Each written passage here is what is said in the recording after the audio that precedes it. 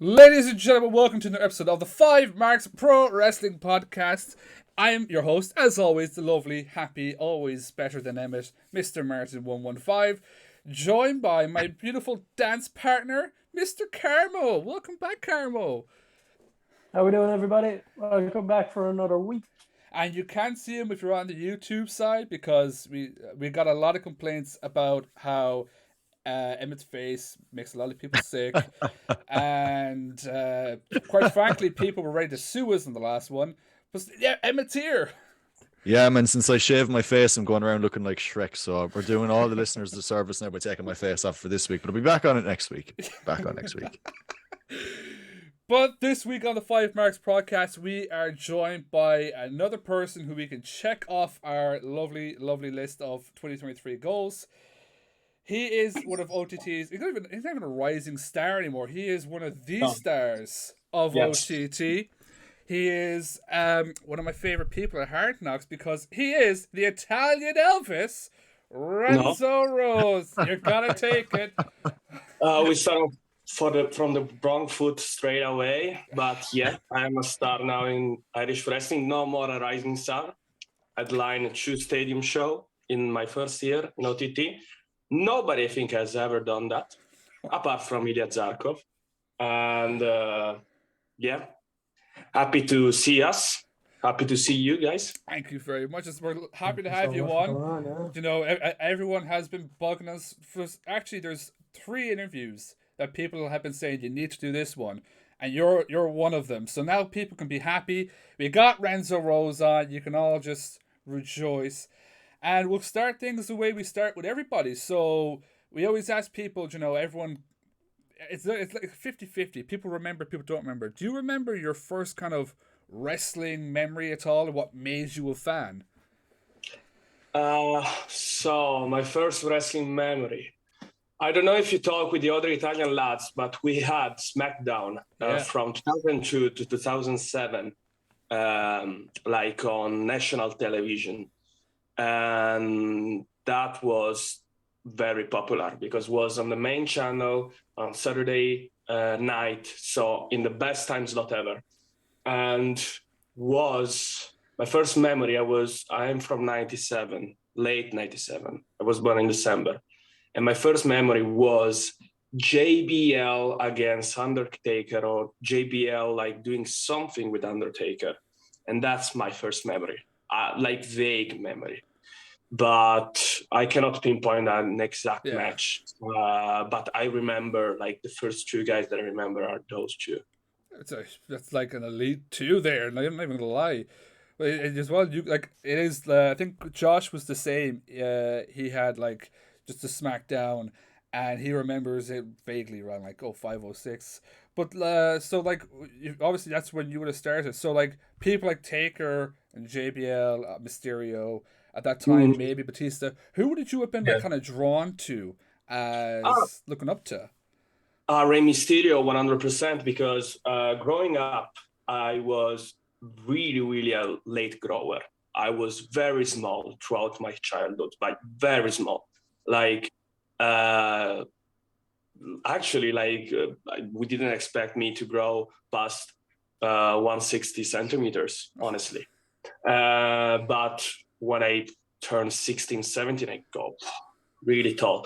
So I was looking for Rey Mysterio because Rey Mysterio was small too in a land of giants. So that was like the guy that I was looking to, like Rey Mysterio, because it reminded me of me because other guys in my school from my age, but also I was from December. So I was the younger one in the classroom and whatever.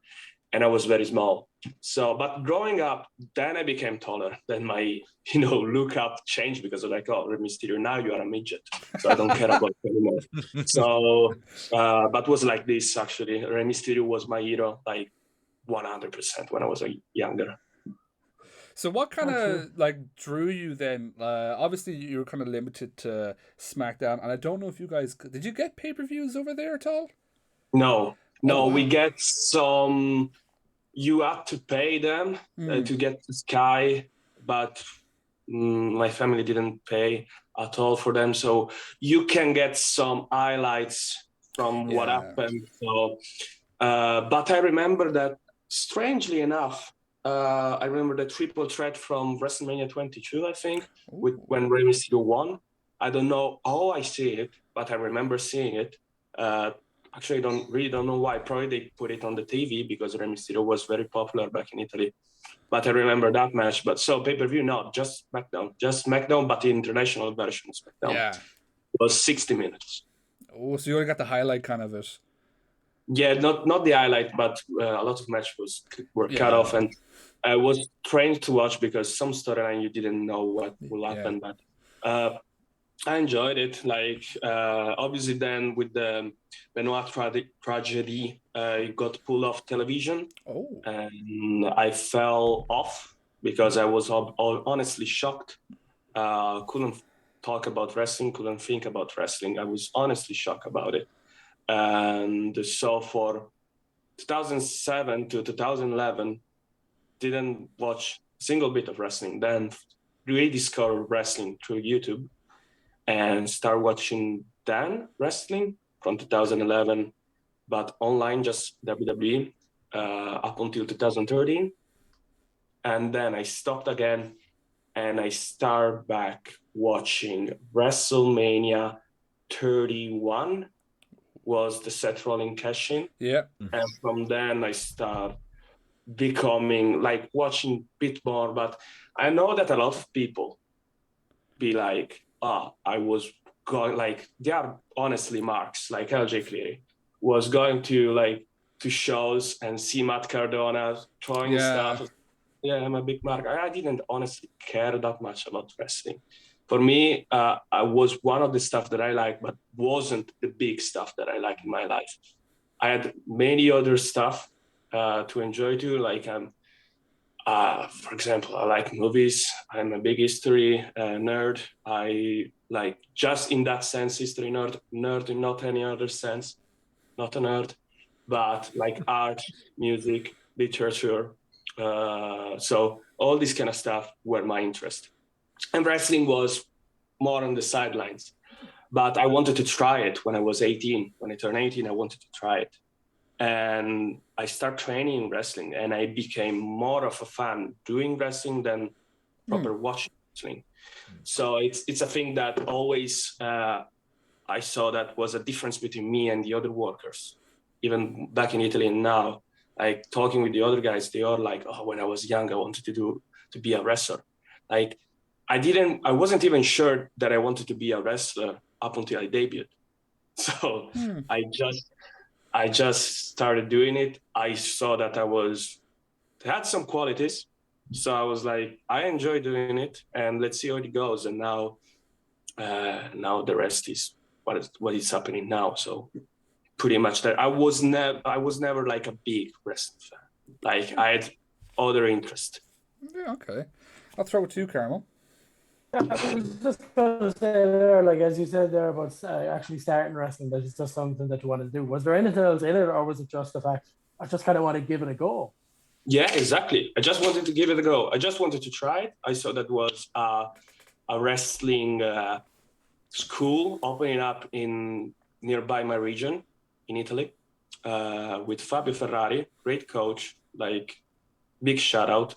And then I started. I enjoyed it, but we were doing proper kind of old school kind of wrestling.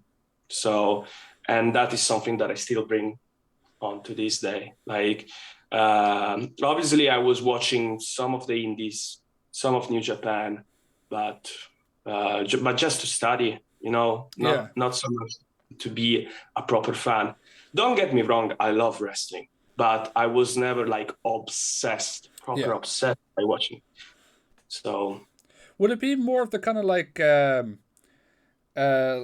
stage of wrestling that you're more into, like I can never say the word theatrical side of it, No, it's just not even that. Like, what I was drawn into wrestling is that I always found that was a very complex, something very complex, because I did some theater in the past, and I did some sports, different kind of sports, and also I did music, and all of these are like very close. Like like for example, I used to play piano, and you can play piano, you can compose music, you can be an orchestra, but other than that, there's not very much you can do actually.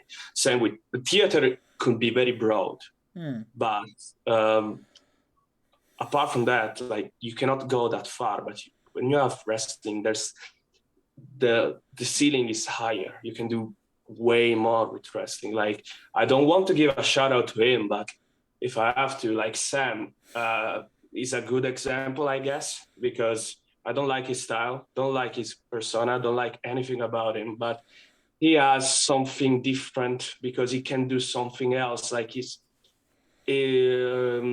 there's more variety in wrestling. That doesn't mean it's a good thing, but it's certainly different than other like piano. Like piano, you cannot do that much. There's not many options with this.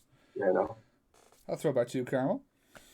Just going back to when you started wrestling training as well, and this is something that we kind of like to ask people because it's a different answer for everybody. When you started training, what was the toughest part for you? Like a lot of people say it was the bump, or it could have been the ropes, or it could have been, we'll say, like doing a lot of push-ups and stuff like that. Was there anything that you found tricky, or was it just, I like it?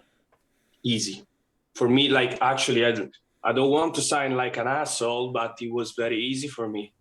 Like I didn't find, actually the hardest part is to find a challenge, because for me it was very, very easy. And I thought that I was missing something because it was too easy for me. I was thinking, there must be something that I do wrong, because it cannot be like I can run the ropes, can bump, and can get the psychology outside of it. And then the problem for me was to get a challenge and like properly, and to get an higher challenge, because I got to the ceiling of Italian wrestling pretty quickly. And for me, the challenge was like to get to another challenge. And I think now I started finding it, because when you share the locker room with proper stars, when you have to go against WWE guys, we're not talking someone that did 2 matches in NXT UK and then came back, but we're talking people that held championship, being on WrestleMania, and you have to face him like 3 months since you moved into Ireland. That's a proper challenge. And that's when I really started to get, okay, now it's totally different ball game. But yeah, the toughest part was finding a challenge. I don't want to sound like an asshole, and if I do, like, sorry, fuck you, I don't care. But it was literally very hard, because I could bump, I could do promos, obviously still can work on physics, but there's something else. It was just streamlined, easy. And that was driving me crazy, because I wanted to get a new challenge. And in OTT, I started to find it. So can I ask you then, obviously, like you say, like, Joe, the Italian side was super easy. I got to the top. When did you actually like find OTT? Like, what kind of put your notice to the Irish company? When Walter went against David Starr, and David Starr stomped on the NXT UK belt. That's when I found out about OTT. Some people criticize that moment, but I can assure you, a lot of the people around the world like get notice of OTT with that. Then I was doing a show in Italy. There was an American wrestler, I cannot remember the name. It was Chris Silvio probably. And he gave a feedback to my coach at the time, Fabio Ferrari, that I told before. And he gave a feedback and he was referencing Walter in OTT. And then I started watching his matches in OTT. But when I really got what OTT was thanks to Ilya Zarkov.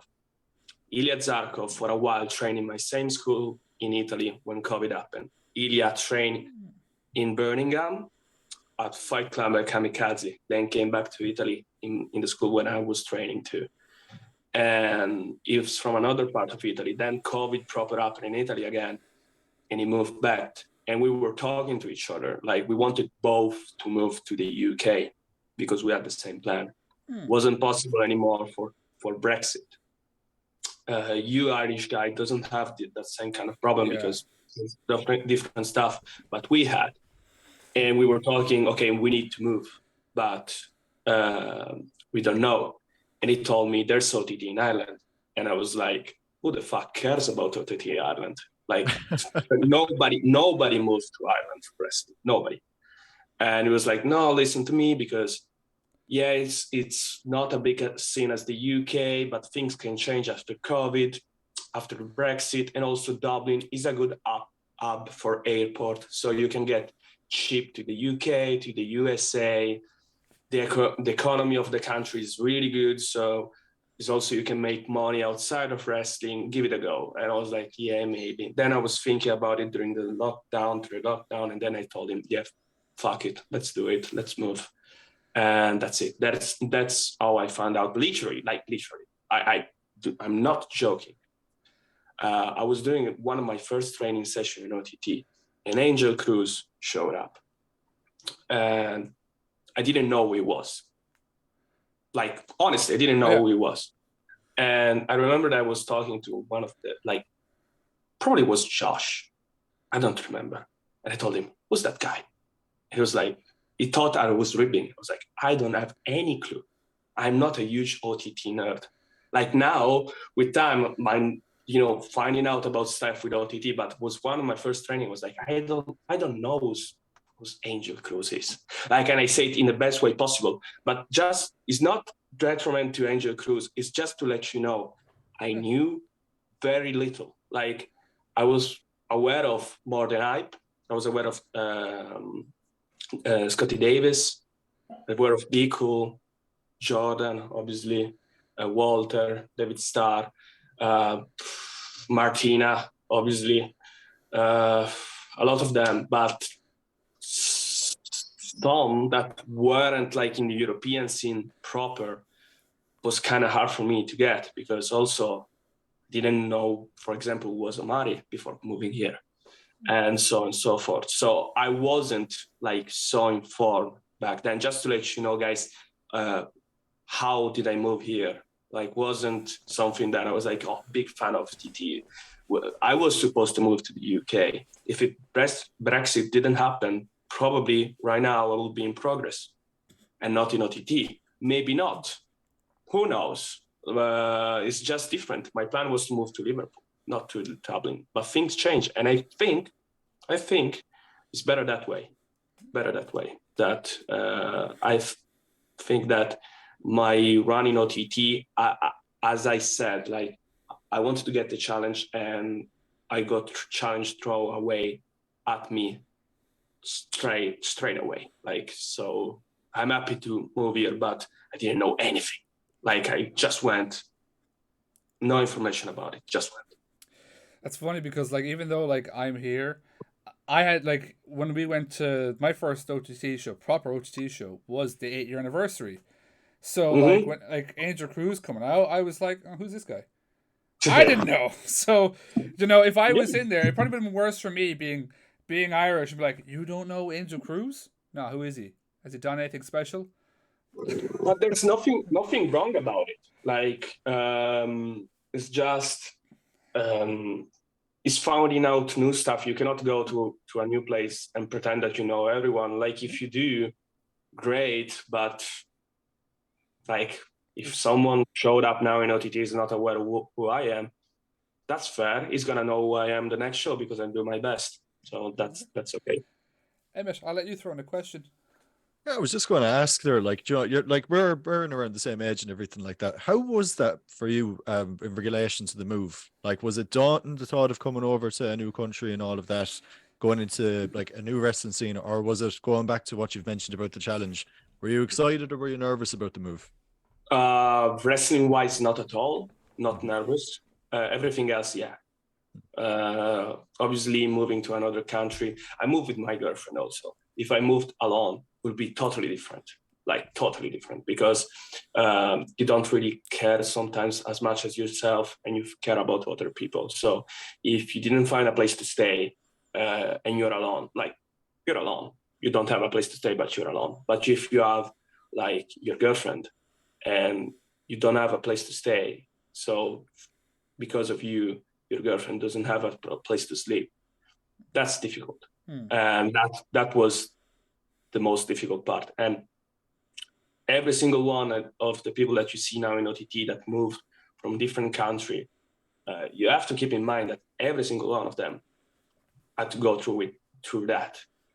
And I say it, I don't care if I ruffle some feathers, but if you see a lot of foreigner people in OTT doing well because they have the mental resilience, because they've been through that, because I know some people that from Italy or from other country tried to move here and failed. And nothing, like, there's no shame in that, but it's tough.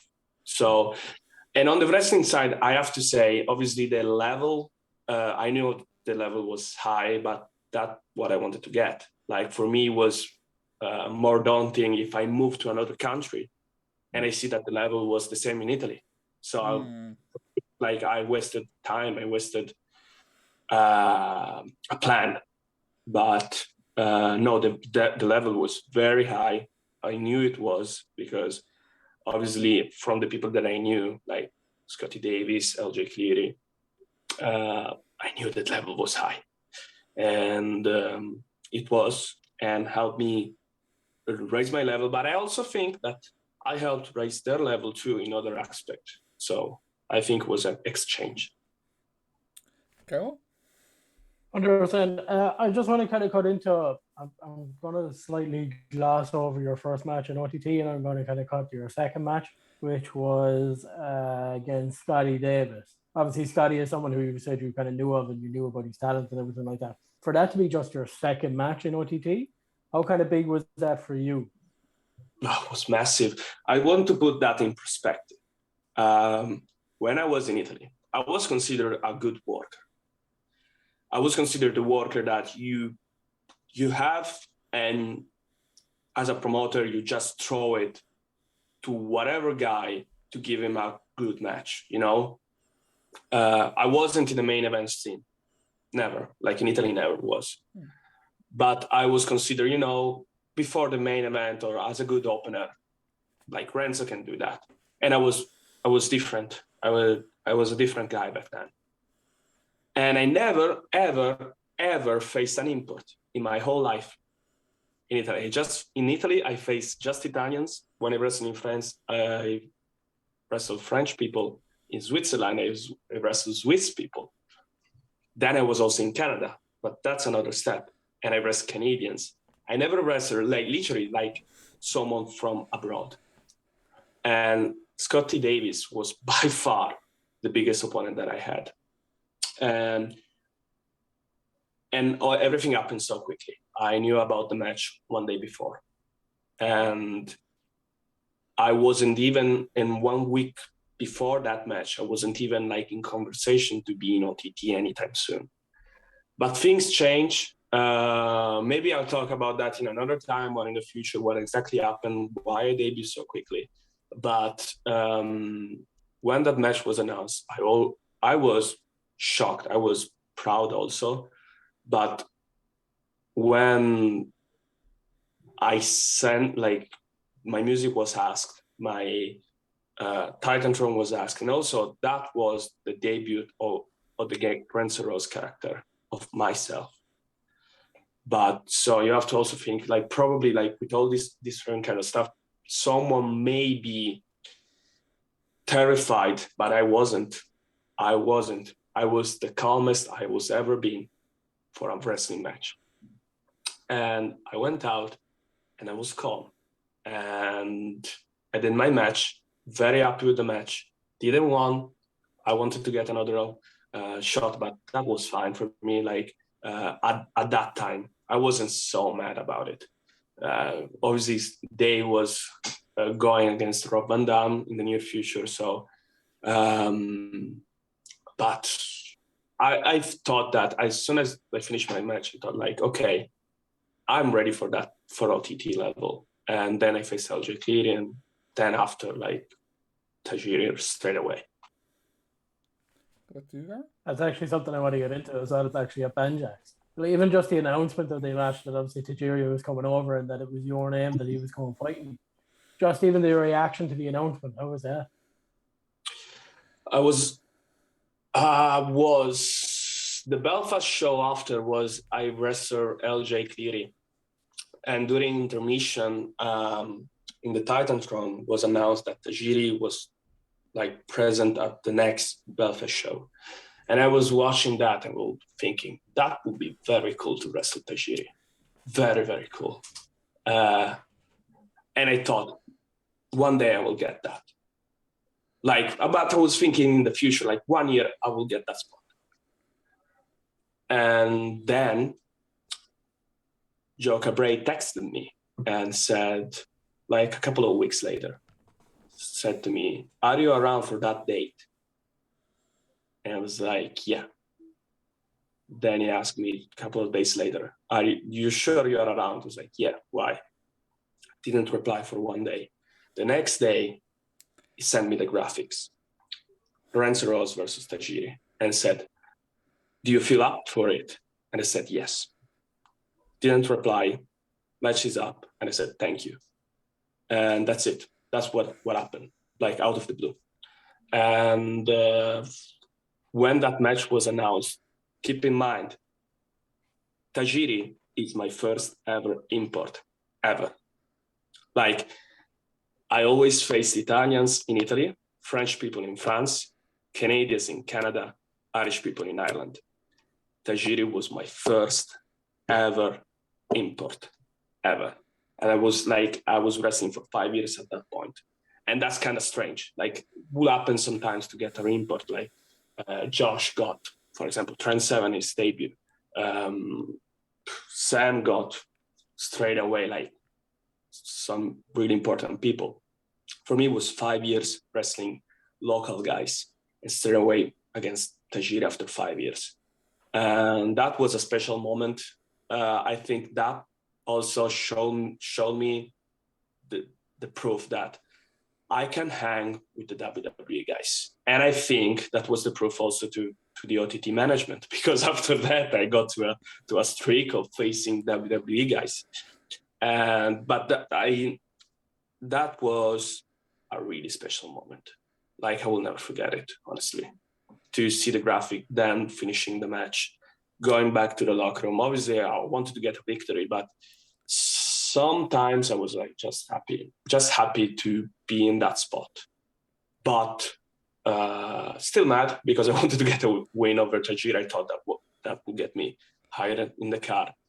But I was a bit upset with the loss. I was watching my fucking mist. That stinks. That proper stinks. Is dreadful. But I was thinking, that's cool. Actually, that's cool. I was with Tajiri. I was this close to winning. That's cool. And keep working on that. I was going to ask you as well, for like one thing, like Joe seems to love teasing people. I think it was LJ or someone you had on before. They said the same thing. He was like, "Oh, are you free this day?" "Yeah." "Why? What's up?" And just sends the graphic and leaves the graphic at that. And just like says nothing more. But like, how much did that mean to you in terms of like, they trust you enough that you're going to be the one to put on a banger of a match with the import? That meant a lot, but honestly, that got me also crazy. That got me mad because I was thinking, I knew that I was ready for a while, like for a long time, for 5 years. And a lot of people back in Italy were like, "Oh, you smash it. Like, great, Renzo, great." But I was like, okay, but you guys didn't do anything when I was in Italy. Like, you didn't do anything to put me to the main. And now they are calling me back to Italy to do main event shows. And honestly, I still have a big chip on my shoulder with the Italian wrestling scene for that, because I knew I was ready. I knew. And in the Irish wrestling scene, that is by far better than the Italian one. I know that I shit on Ireland for a lot of stuff, but the Italian wrestling scene is not that great, and that's why I moved. Like, I wasn't that, like, I moved in Ireland, and that was in May. 5 months ago, I was wrestling in Italy for the second match, the first match in the card, and I was delivering like proper good matches. I cannot change that much in 5 months. Nobody can. I was kind of the same worker that I was before. Why nobody considered me for that? I don't know. I think they were very mistaken. But and that actually got me a pretty big chip on my shoulder. But now they're calling me back. They want to give me the championship spot. They want to give me, the main event spot, and I'm happy for it. But now they have to pay the fee, so I don't care. In the end, realistically, it worked out for Renzo Rose. Yeah. At the end, like I really don't care. I really don't care at all. But they have to pay my fee now. My fee is like 5 times more than what that was before. So pay up and have me. It's a win-win. It's a win-win. Go on, Carl. I suppose the next show after Belfast, we headed into Poetry Slam, and you had an open challenge, I believe, at the start of the night, and that was answered by one Scotty Too Hottie. How was that? Even just seeing the entrance of him, you're like, okay, I'm fighting Scotty Too Hottie. But at that point, like I was like, for me, it started to become a routine for me. Like then, Carlito, and then Santino was starting to become like, okay, like I know that I'm getting these kind of matches, so it is strange at that point, but for me, it's just what I do. I know that I consider a specialty in that style, and I do that. But it's always very cool because, as I said, I was big watching SmackDown when I was a kid, and literally Santino, Tajiri, Carlito, Scotty Tuotti, all guys that I watched when I was young, and facing them like, and sometimes I even forgot like to tell my friends and families because it's becoming the norm now. And they see the match, like the photo of the match, and they be like, my friends like, oh, come, you didn't tell me. I was like, I cannot tell you all the time that I have to face an import. So like, it's becoming the norm. Like, for me, the strange part, if I have to face someone like Sam, because it's different, but facing this kind of import for me is like, well, it's becoming the norm. So it's kind of losing the mystique, but every time that you are on the ring and you doing the promo, obviously, as always, when I say Renzo Rose, someone cut me off, and you hear the music, it's like, I remember that guy from school. So. Come on, Carl. I want to kind of move slightly forward then again. The OTT 8-year anniversary. You stepped inside the National Stadium for the first time. Yourself and Ilya Zarkov came up against Martina and Foxy. The match was fantastic and everything like that, but even just stepping out in the National Stadium, which is kind of a different level to any other OTT show, like even just walking through the curtain, how was that? The only thing that changed in my mind was the acoustics, so my promo needed to be different, and that's it. Honestly, I don't want to sound like an asshole. If I do, I'm sorry. I don't care. But you have to go out. You have to win a match. Could be in a 14x14. Could be a 20x20. That's the big difference. Everything else, if you're facing someone or you're facing someone else, WWE, debut, tag team, 3-way, singles, I trained so much for this, and I really don't care. I really don't. For me, the National Stadium is a big prestige. Changes also because my fee is higher and I can sell more merch to different people. And also the photo gets more likes on Instagram. But for me, just changes the promo. That's it. I want to talk about obviously the Foxy rivalry that you two had, because obviously this started because you felt that Foxy was just costing you matches. It wasn't a feeling. Look every match. Look every match. It wasn't a feeling. But we brought this up to Foxy, at the end of everything, because And I was gonna, it does kind of say, and I said this to him in the interview, you guys won the match. Yeah. It kind of speaks for itself, if you know what I mean. Do you feel like for you that was it? That was your point to prove. Told you it was you. You cost me all the matches. Now I have a win here at the National Stadium. For me was I don't, for all the victory that I got in the National Stadium or in general in OTT, that's the more bittersweet, because that wasn't supposed to be a match in the first place. And I said it, I was supposed to have bigger match at the stadium, and I got stuck with a ref. And everyone thought that was supposed to be the crowning moment for a really big career of a wrestler that wanted to be a wrestler but ended up to be a referee. And not even a great one in that sense, because if you see, since I started, all the match that he fucked up. Because if you look like the Scotty Davis match, I can understand. Like I lost. Happens, I lost.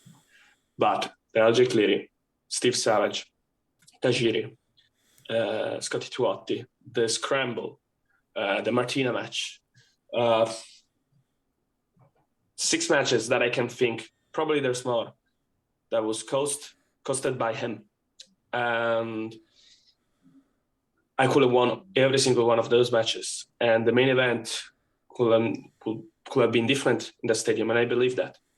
And to have to face, again, Martina, and with Foxy, for me was just, all the lights was obviously on Foxy, because everyone wanted to see Foxy, because it's a nice story of the underdog. You never know if the underdog can win, but I knew that wasn't the case. It was an easy match. Was an easy match in that sense, but was a hard match mentally for me, because all the training for that match was like, I have to face someone that got a match doing a bad job. Because what I did to get that match, I did nothing. Foxy, what he had to do to get that match was doing a bad job. And that's it. And he lost. And since then, he never fucked up anything more. So that was just a chore, in my opinion. Just a chore. So it was just kind of like something you kind of just had to do just to prove the point. Yeah, like doing the dishes. The dishes. Yeah. But you have to doing the dishes while someone else is having the 5-star dinner in the main event. And you could be in that place if someone did this just before, if someone washed the dishes before, and that was supposed to be Foxy. Emmett, I'll let you throw the question there. Just because we're talking about challenges and everything like that, like your tenure in OTT now has been eventful, to say the least, right? A lot of successes coming your way. What's the big challenge that you're looking at in OTT that you've left to conquer in the next 12 months? Championship. Mm-hmm. And that's not a challenge. That's probably the challenge is to get a championship match. And the challenge is not on me, it's on the management. Because I knew that before, and also talking back to what Foxy did to me, now for a while, I had the, how do I say it? I had the stain of being a loser in OTT because I lost a lot of matches, but all the matches that I lost was because of him. If you look back, I never lost, apart from the first match, probably that against Scotty Davis. But also saying that before, I lost the match because I knew one day before that I was supposed to face him. I never lost a match fair and square. Never. Look back, I never lost a match fair and square. Something happens, a ref bump, someone used an apple, someone used a mist, someone used whatever. And I'm not considered anymore for that spot because I still have the stain of being the loser. But look, after I dealt with Foxy, how many matches I won. I probably have, apart from Sammy D, probably, I'm the one that have the most win in OTT. since the 8-year anniversary. Go check on Cage Match, and that is a statement of what I do. So I need a championship match, not because I want, because I need it. Because what is left me to do? Yeah. Like I don't know. I beat almost everyone now that I faced, and the only one that didn't manage to beat me, I didn't manage to beat him too, and was LJ Cleary, but that was a double countdown. Nobody won, so I really don't know what to say at this point. I'm going to bring up the championships and that match just a little bit later on, because I want to kind of keep in the timeline. And obviously, after the Foxy stuff, as I know you don't want to talk about it or anything, but we got to bring up one of our favorite people here, the Sem, because obviously, I think it was the first show Homecoming after the Christmas party, wasn't it? It was kind of between, yeah. It was at the start of the Christmas party going into Homecoming. You kind of made like Sam your target of like you're sick of all this comedy and goofballs and stuff. You know, there's no place for it in Renzo Rose's OTT. So like what is it with Sam that just kind of makes you go, I do not like you? Okay, let's make a point. Okay, now I have over there 2 alcohol-based products. One is alcohol cleaning spray, has alcohol inside. This is Nero d'Avola. This is a red wine, a really good red wine from Sicily. They both made of alcohol, but a profound difference between each other. Me, Sam, are both wrestlers. We go to the ring and have matches. But who has boots? I have boots, wrestling boots, proper wrestling boots, not cowboy boots, proper wrestling boots. Who has a proper wrestling gear? Who goes to the gym? Who trains for it? Who go to a match to try and win? These 2 stuff are both based off alcohol, but no chance I'm drinking that. And I've been drinking this throughout the whole interview. It's not because I'm an alcoholic, because I enjoy good stuff. Sam is not good stuff.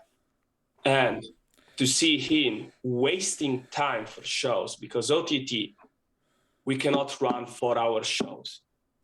We have a time constraint. We have to run 2 to 3 hour shows. And to see him going out and spending 15 minutes giving presents, that's wasting my time.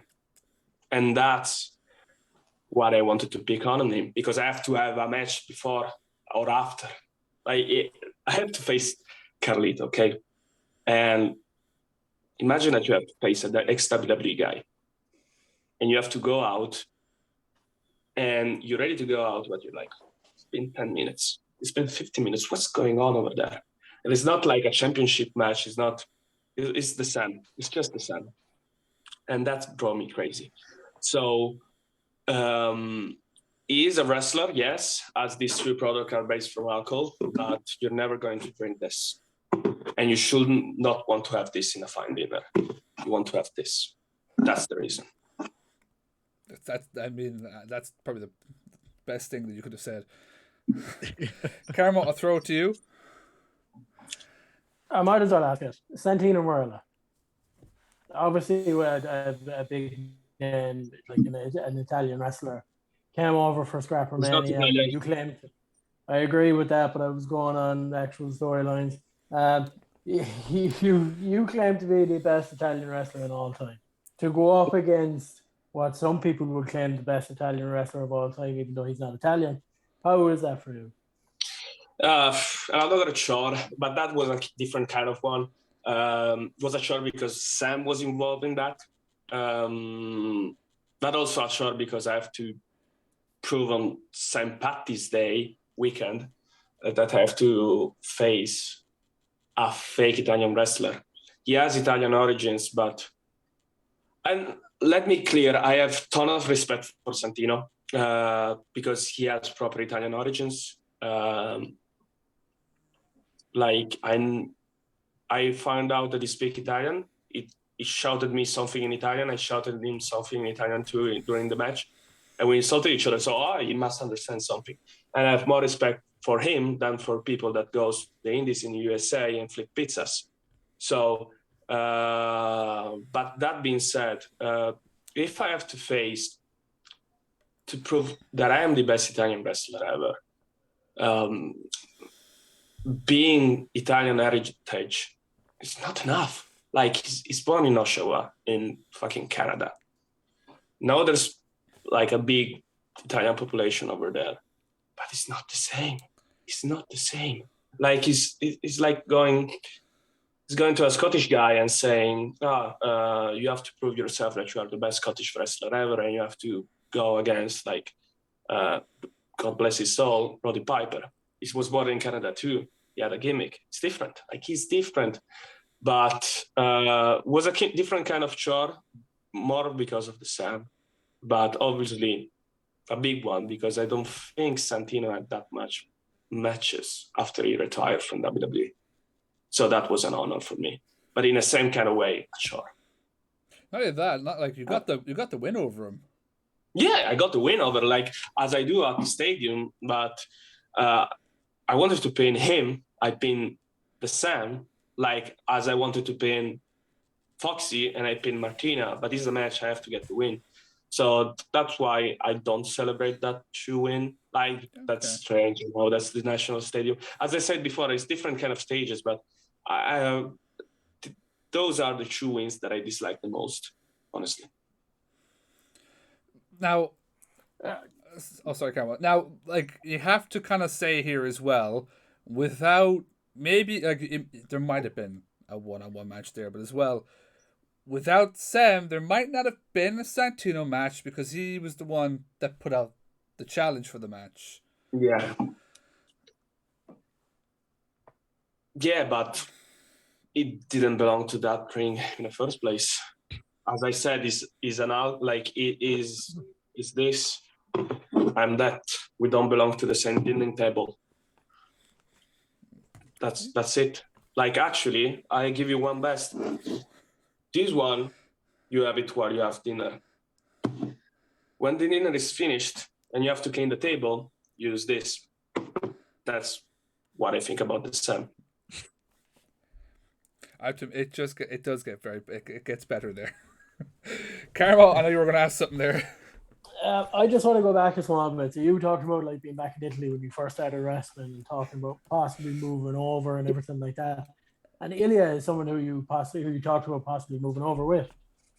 How important or I suppose good is it to have Ilya beside you during your OTT run in going into these matches as well? It's been important because I started to have Ilya to pay him, and I'm not ashamed of that to say that, but because I felt that I had a system that was blocking me, that was not getting wins thanks to Foxy. And I need someone to watch my back. And Ilya, I know him. I know that, he's from Eastern Europe. He's been to Italy. He's been to the UK. He knows what's up. So he knows me. I know him.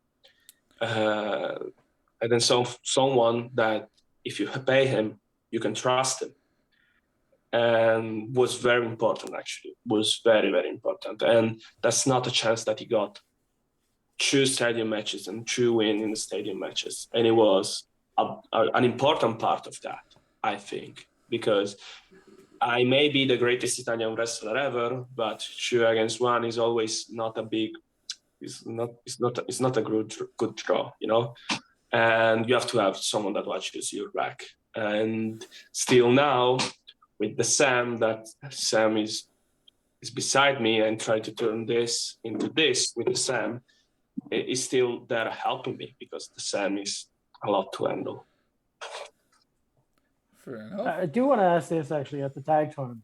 Do you find that Ilya let you down? by not being able to make the tag tournament and forcing you to tag with them? I'm not going to respond that. I don't know why you even asked that, Karma. That's going a bit too far now. Yeah. I do apologize. Well, I'll go back because I'll ask about obviously after everything at the National Stadium for Scrappermania. You went to the race to the top, and now this match for the Irish fans is very, very controversial. And I want to get your opinion on that because obviously, as you said, and the guys would justify to this because I said it was a brilliant move by you because you kind of knew, okay, I'm not going to make it back to this ring. But if I'm going to lose, you're going to lose. I'm not letting you win. So you grabbed LJ's leg, and that was that. Was controversial. Who said was controversial? A lot of the fans. I was not aware of that, and I didn't care. Like, I needed to get a win. And as I said, I feel the big problem right now in OTT is that there's not, like, in the championship spot, and I mean it, every single one of them. So we have 3 singles champions. Every single one of them, my opinion, don't have the class, elegance, and the charisma to hold that belt. And I don't want to go over a single one of them. But I knew that in ring-wise, LJ Cleary, out of everyone, is probably going to get, like, after me, is the one that is more likely to win that match, you know, to win that tournament, obviously before me. But out of everyone, LJ Cleary doesn't have class, elegance, charisma. I don't know the last time he shaved. I don't know if he ever wore wrestling boots.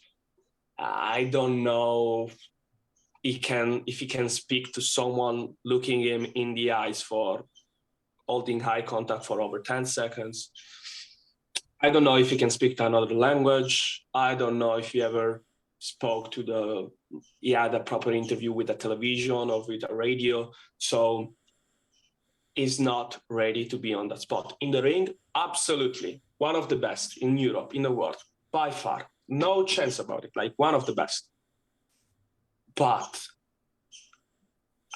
in that moment, if I was like, let's say, if I was against Ric Flair, give me a chop. I'm dying in the outside, and my choices are stop him or let him win. I will let him win. Like, okay, Ric Flair, you deserved it. But LJ Cleary, no, he doesn't deserve that. So I grabbed him, and that's fine. Like, I knew I couldn't win anymore, but I wouldn't let him win the match. But surely. And then, like, for the fans who weren't exactly happy with, because a lot of people were rooting for LJ in that one as well. What would you say to the fans that, like, who are very upset about the end result of that match? I'm sorry that you're cheering for LJ Cleary. That's fair. That's fair. Carmel? Because I know he's going to kill me now soon. I think this might be one of the last questions I have before we kind of head into the fan questions. And it's a question that I wanted to ask for a while. At the moment, and we've talked to quite a few people, and normally we ask them, you know, who are kind of some of the people that you can see going really, really far in their wrestling careers. And you're one of the names that has been brought up quite a lot. You are undoubtedly one of the best wrestlers in Europe at the moment. Where do you see the future for Renzo Rose? Some people be like proper marks, and they see like, I want to be in Japan. I want to hold like the OTT belt. I want to make it to whatever Mexican promotion or indie USA promotion. I just want to have the biggest change, like biggest stage, biggest money, and secure a good lifestyle for me, and to have people around me that respect me. If that place is called All Japan, New Japan, Pro Wrestling Noah, Progress, NXT Europe, AEW, WWE, CMLL, AAA, I don't really care. Impact could be. For me, it's not a problem. Like, if that opportunity arises, and it will, I think it will. We'll see there. Now I am in OTT. Now I want to get a championship, and I will get a championship, and then we'll see. Honestly. And then speaking of championships as well, I want to ask, because obviously you and Ilya aren't just a tag team in OTT, you guys are also a tag team in Hard Knocks. Obviously the last show, the Hard Knocks tag team titles and the tag team tournament announced. Have you guys got eyes on those Hard Knocks tag titles as well? With Ilya Zarkov, as I said, at the moment, I'm not giving any other comment or the situation between us. Okay. So, especially for Arnox. So, at the moment, no. No, that's completely fair. Emmett, I'll let you, if you have any questions before we go into the fan Q&A. Yeah, I got one. I think it's a pretty big one. So we talked about your win-loss record over the last few months. Going back to that Road to the Top show, neither yourself or LJ won. Yet LJ is getting an NLW title shot on the 15th of July. I would argue that there is a good argument to be made that you should be included in that, and that match should be made a triple threat. I think too. I'm kind of wondering, does Renzo Rose have any gripes with Joe Cabrera over the past few months? You're being shoehorned in with Sem the whole time, despite being a vocal objector to Sem's carry-on and stuff like this. You're being denied a title match that you're entitled to on July 15th. Is it outside the realm of possibilities that we might see Renzo Rose and Joe Cabrera lock heads in the wrestling ring at some point in the future? Joe Cabrera is a promoter. Like, we're talking about the same stuff over and over. Like, I had to wrestle the Sam at the stadium. I had to wrestle Foxy at the stadium. What now? I have to wrestle Joe? No, Joe is a promoter. He's doing, like, I have my difference with Joe, but I have respect for him because it's like he's going on with one of the biggest promotion in Europe. He's doing his fuck ups. But there's no need for me to face Joe. Like, I really no need to. Like, he's retired at the moment. So no. I'm gonna correct you as well, Emmett. It wasn't Joe that made the Sam and Renzo tag team. It was actually Ty. He decided that was best for business. So let that one sit on Ty. Yeah, that's Ty. I even forgot. Like, little rat. But we won't mention Ty because every time I do and I give him some grief, he just comes right back at me. But we'll head into the fan Q&A and now again, these are fan Q&As, so any questionable questions, send it their way. So the first question, now there's a lot of non-wrestling questions. First question comes from Brian. He says, has Renzo had a traditional Irish chipper yet? No. Don't want to. I got a spice bag once. Was horrible, terrible. Like, no, not a chance. It's not also real Italian. It's just fake Italian. It's just like it's just branding. Like I said, it's just the same. It's Italian. No, like, not at all. Like, some people think that that's Italian food. No, it's not. Take a Ryanair flight, spend your $10, go back to Italy and take a proper Italian food. I'm going to go through all the non-wrestling questions. This one comes from Mark from the Irish Wrestling Entertainment. How corrupt are Juventus? He's not answering that one. Next one. Did you enjoy the Shamrock Rovers Juventus game a few years back? That one comes from Declan. That was the match of the Europa League qualifiers when Del Piero scored in outside of the box. Yeah, I remember that. Actually, it's one of the matches that Juventus fans remember the most because was the start of the rise after Calciopoli. So for us, it's a big moment. It also probably is the biggest moment in Shamrock Rovers history, getting that goal. So that's saying a lot of Shamrock Rovers. So yeah. I know Carmel's loving that one. He's a big football fan as well. The next one then, it's actually from Declan again. He goes, and this one Emmett has made sure I have to ask. He said, also, has he ever tried the Irish dinner coddle? What does he think of it? No, never. I don't want to. I tried the Irish too. It's not that bad, actually.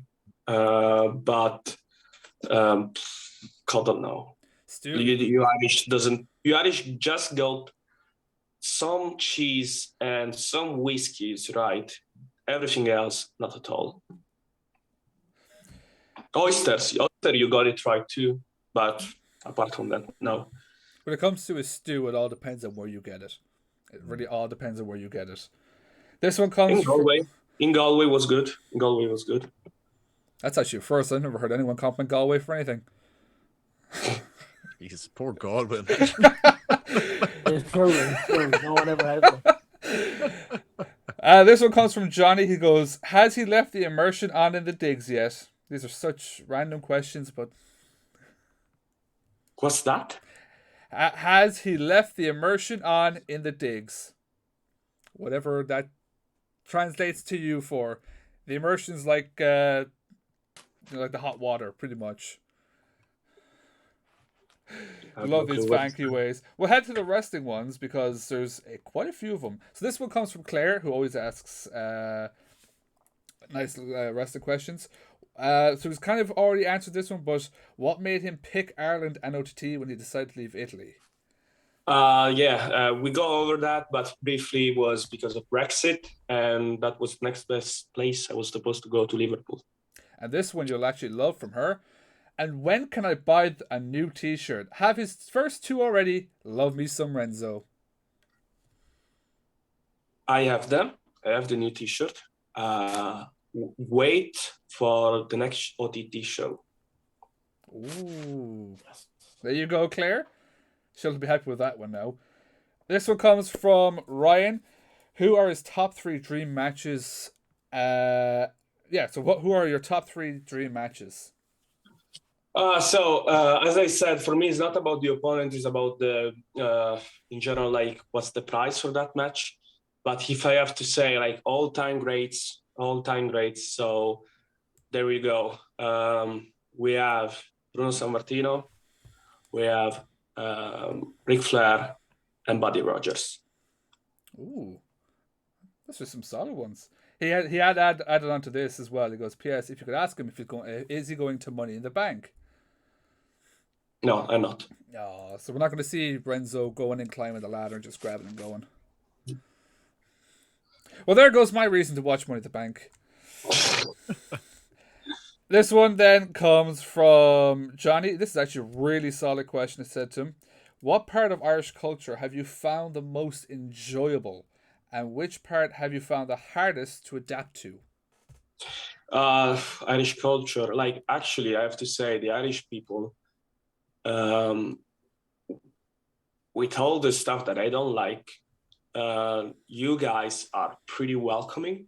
And it's nice to be around you. Like for example, I love about Mediterranean culture that being open, being funny, being open to talk and be hot and steamy.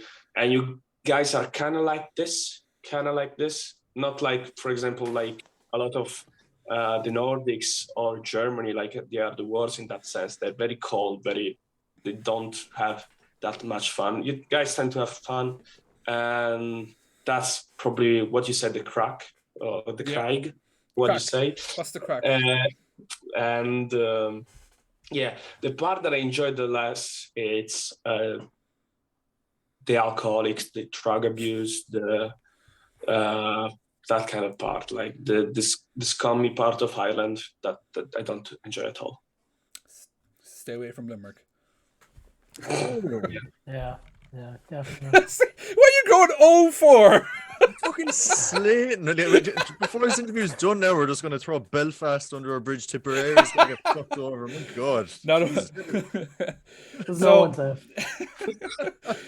So that's the end of the Facebook side. We'll go over to the Instagram side of things then.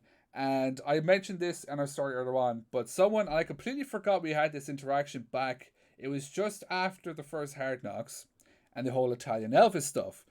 And I had said, can't wait for Italian Elvis to return to Limerick. And you said, I'd rather cut off my hair.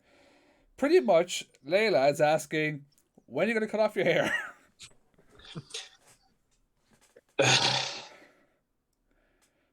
Italian Elvis. Like I had so many nasty stuff that the crowd told me. I'm a big fan of Elvis, but I'm not Italian Elvis, so I rather cut my hair, and I did it.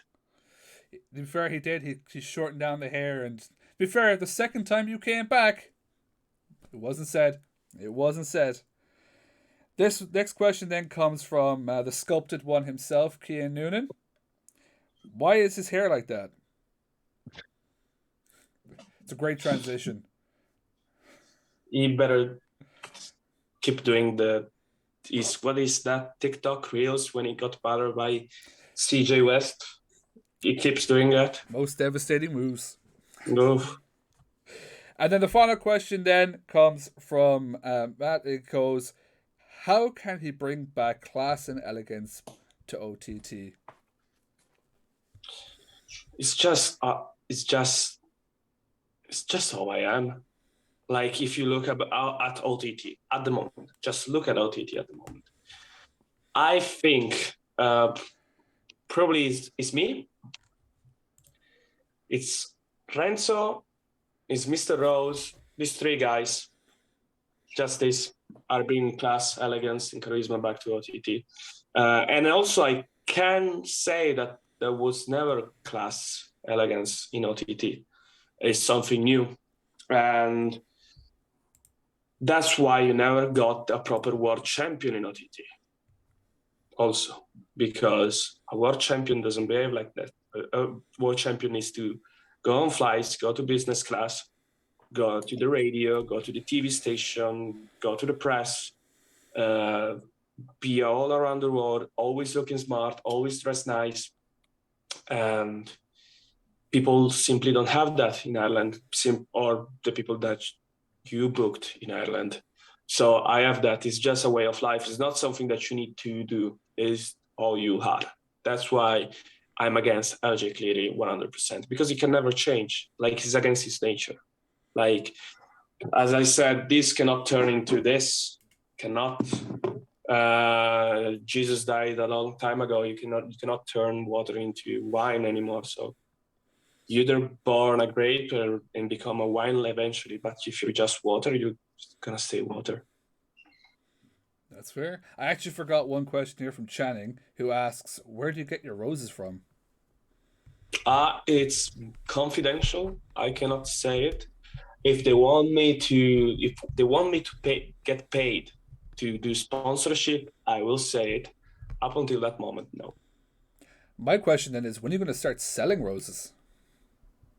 I will. So that is all the fan Q&As that we have. Thank you everyone again who sent in Q&As. I just got 2 more questions in here actually on my phone. They actually come from who we class as the honorary mark. The Sem has just sent in some questions here for you. He asks, why are you such a meanie? And where did you buy the wig from? Did you buy what? Where did you buy the wig from? Can we close it over there? Oh, sorry, Sam, but no questions for you today. No. Anyways, Renzo, it has been great having you on the podcast. This one we've been looking forward to for ages. We know you enjoyed yourself here. Is there any socials you want to throw out there for the people to follow? Yeah, it goes to Twitter, Instagram, and that's it, because I'm not a nerd. RenzoRose _it, IT. That stands for Italy, you dumbass. And that's the same for Twitter, and that's it. I'm not a nerd, so I don't have any other socials. And if you see me at shows, you can talk to me if you want to buy my merch. If not, stay away. That's fair enough. And for us, 5Marks Pod on Twitter, 5Marks Podcast everywhere else. Carmo, you always get the last word, because I feel like if I don't let you sign off now, much like in Cork there 2 weeks ago, Renzo may kill me. So, Renzo, again, thank you so much for coming on. For another week, we have been the 5Marks Pro Wrestling Podcast, and we are officially ding, ding, done.